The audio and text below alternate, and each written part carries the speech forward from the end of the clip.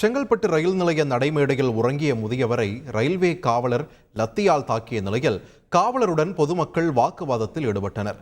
இதுகுறித்த கூடுதல் தகவல்களை எமது செய்தியாளர் நவீனிடம் கேட்கலாம். நவீன், வணக்கம். இந்த சம்பவமானது எப்பொழுது நடைபெற்றது? இதை பற்றின விரிவான தகவல்களை பதிவு பண்ணுங்க. செங்கல்பட்டு ரயில் நிலையத்துல கடந்த 3 மாதங்களாக யாசகம் பெற்று அந்த நடைமேடையிலேயே படுத்து உறங்கி வருபவர் தமிழ்ச்செல்வன். இவருக்கு 57 வயதாகிறது.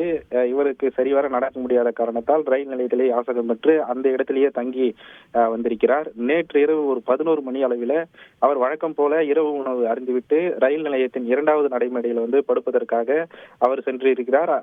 அந்த நிலையில் அவர் அந்த பகுதியில் படுத்தும் உறங்கி இருக்கிறார். அப்போது அங்கு பாதுகாப்பு பணியில் இருந்த ரயில்வே காவலர் ஒருவர் இந்த முதியவரிடம் எழுந்து போக சொல்லியிருக்கிறார். இதில் இருவருக்கும் இடையே வாக்குவாதம் ஏற்பட்டிருப்பதாக கூறப்படுகிறது. இதில் ரயில்வே காவலர் இந்த முதியவரை கடுமையாக தாக்கியுள்ளார். இதில் நம்ம முதியவருக்கு தலையில் பலத்த காயமானது ஏற்பட்டிருக்கிறது. அதே போல உடலில் பல்வேறு பகுதிகளில் அவருக்கு வீக்கம் ஏற்பட்டிருக்கிறது.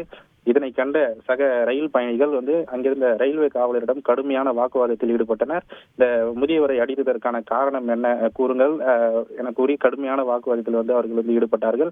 இந்த காட்சிகள் தற்போது வெளியாகி ஒரு பெரும் பரபரப்பு ஏற்படுத்தியிருக்கிறது. இதில் அவர் முதியவரின் தலையில் ரத்தம் சொட்ட சொட்ட அவர் இருக்கக்கூடிய காட்சிகளும் தற்போது இணையதளத்தில் வெளியாகி இருக்கிறது. இந்த காட்சிகளை பார்த்த சமூக வலைதளவாசிகள் இந்த காவலர் மீது உரிய நடவடிக்கை எடுக்க வேண்டும் என கோரிக்கை வைத்திருக்கிறார்கள். தொடர்ந்து இந்த ரயில்வே காவலருக்கு கண்டனங்கள் சமூக வலைதளங்களில் குவிந்து வருகின்றன. நன்றி நவீன், உங்களுடைய விரிவான தகவல்களுக்கு. செய்திகளை உடனுக்குடன் தெரிந்து கொள்ள உடனே சப்ஸ்கிரைப் பண்ணுங்க.